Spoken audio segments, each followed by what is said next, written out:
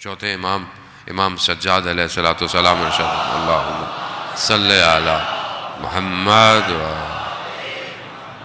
امام ارشاد فرماتے ہیں صحیفہ سجادیہ میں کہ اے بے نیازوں میں سب سے بڑے بے نیاز، میں محتاجوں میں سب سے بڑا محتاج ہوں۔ خوب یہ معاملہ بزرگ بہرحال یقیناً اپنی جگہ، لیکن جو جوان بیٹھے ہیں ینگسٹر، یہ بہت امپورٹنٹ پارٹ ہے لائف کا۔ یہ سٹرکچر ڈیزائن کرتا ہے آپ کی زندگی کا۔ کسی کو پتہ نہیں ہے کہ ہم کتنا زندہ رہیں گے، لیکن جوانی میں رات کو خدا سے گفتگو کرنے کی جو لذت ہے، جو مزہ ہے، وہ کسی چیز میں نہیں۔ بڑھاپے میں بھی انسان کرتا ہے یقیناً لگتا ہے، لیکن بڑھاپے میں بعد آدمی مجبور ہو جاتا ہے۔ مطلب بہت آدمی ابھی اولاد نے چھوڑ دیا، کام یوں ہو گیا، یہ ہو گیا، وہ ہو گیا۔ جوانی میں تو سمجھ لیں کہ آپ کو کسی نے کہا تھوڑی ہے اندر سے۔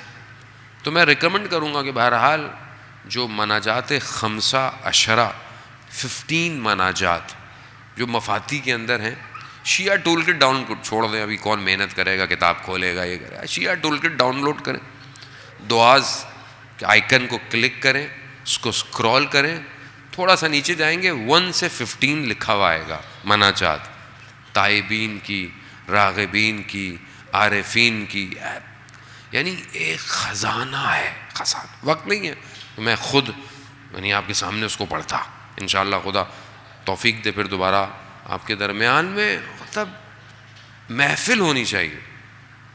انشاءاللہ ماہ رمضان آ رہا ہے، علماء آپ کے درمیان میں ہیں، آپ لوگ وقت نکال کے یہاں آئیں اور مناجات پڑھیں۔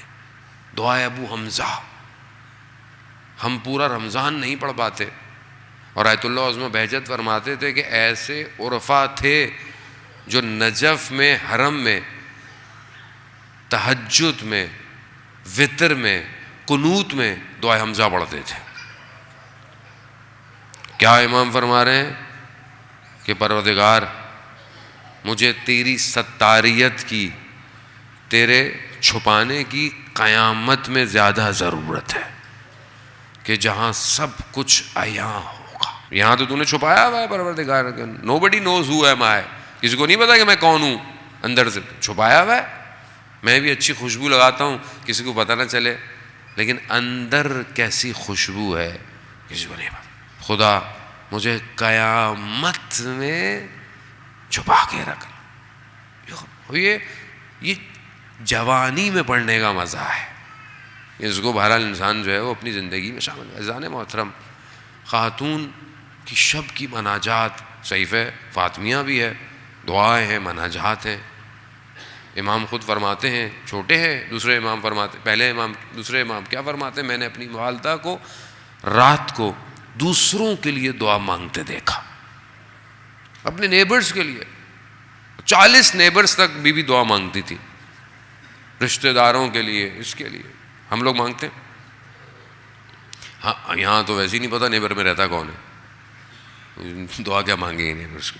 کتنے ہم لوگ آرٹیفیشل ہو گئے، مطلب پڑوسیوں کے حقوق پورا چیپٹر ہے، اور کتنی سفارش، کتنا انسان کو نیبرز کا خیال رکھو، نیبرز کا یہ رکھو، بہت ضروری ہے جانے محترم۔ وہ فرق نہیں پڑتا، انسان کبھی کچھ بناتا ہے بھیج دیتا ہے، کبھی کچھ کرتا ہے۔ یقیناً بہرحال آپ اچھے لوگ ہیں، سلام دعا کرتے ہوں گے، ملتے ہوں گے، سب کرتے ہوں گے، بہت امپورٹنٹ ہے، یہ حقوق ہے نیبرز کی۔ دعا کرنا لیسٹ فیکٹر ہے زندگی میں کسی کے لیے، اپنے دوست کے لیے، اپنے رشتہ داروں کے لیے۔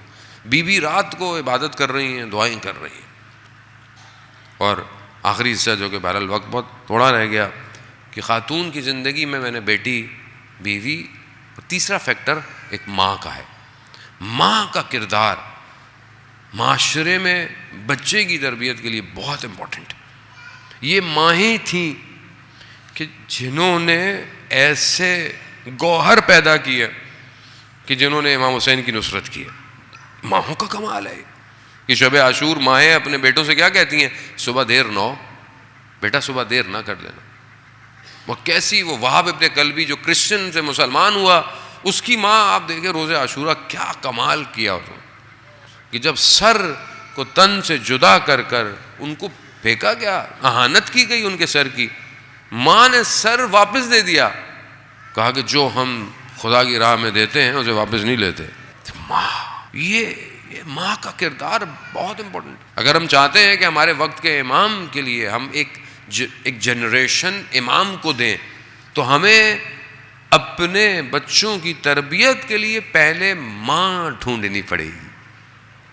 خاص طور پہ جوان جب رشتے کے لیے جاتے ہیں، شادی کے لیے ڈھونڈتے ہیں اپنا لائف پارٹنر، تو اپنے لیے نہیں دیکھیں بلکہ یہ دیکھیں کہ آنے والی میری نسل کی ماں ہوگی. ماں، اس کردار کو، اس سیرت کو ڈھونڈیں. یہ بہت امپورٹنٹ ہے.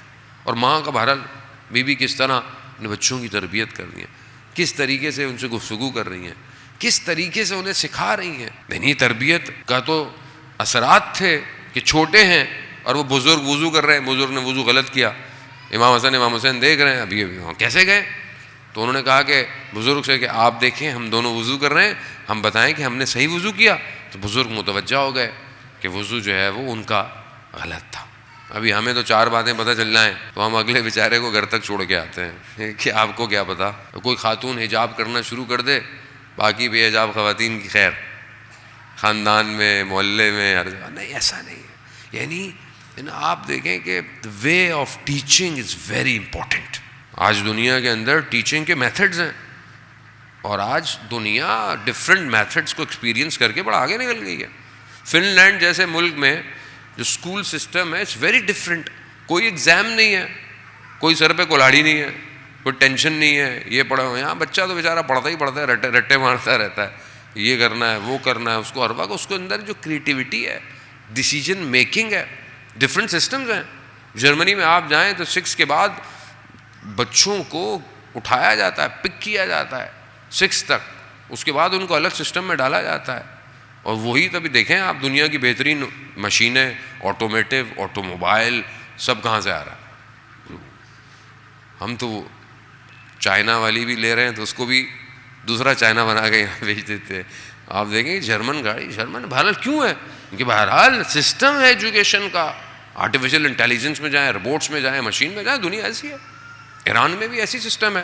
تبھی تو آپ دیکھیں کہ کس حالت میں وہ سینکشنز کے باوجود کہاں ترقی کر گیا ہے. ان کا ٹرین سسٹم آپ ایران کا دیکھ لیں. تہران جیسے ملک کے اندر زمین میں 9 لائنز ہیں انڈر گراؤنڈ.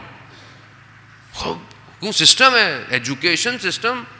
تو ایک ایجوکیشن سسٹم اسکول ہے، دوسرا ماں کی گود ہے. ماں کیا دے رہی ہے 24 گھنٹے میں، ماں اس کو کیا ڈیلیور کر رہی ہے.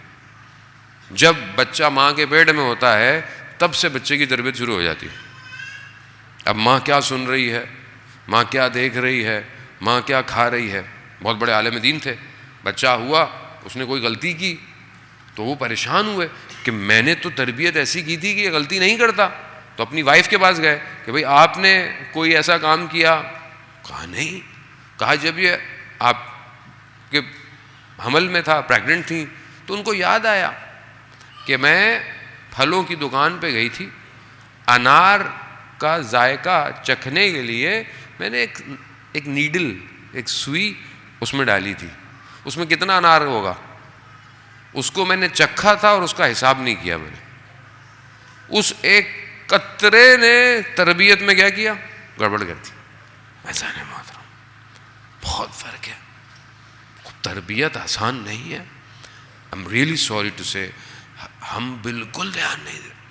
ہمارا بچہ کیا دیکھ رہا ہے، نیٹ فلکس پہ کیا دیکھتا ہے، گیم جو کھیل رہا ہے کیا کر رہا ہے، کون سے گیم کھیل رہا ہے، کون سے ایڈز دیکھ رہا ہے.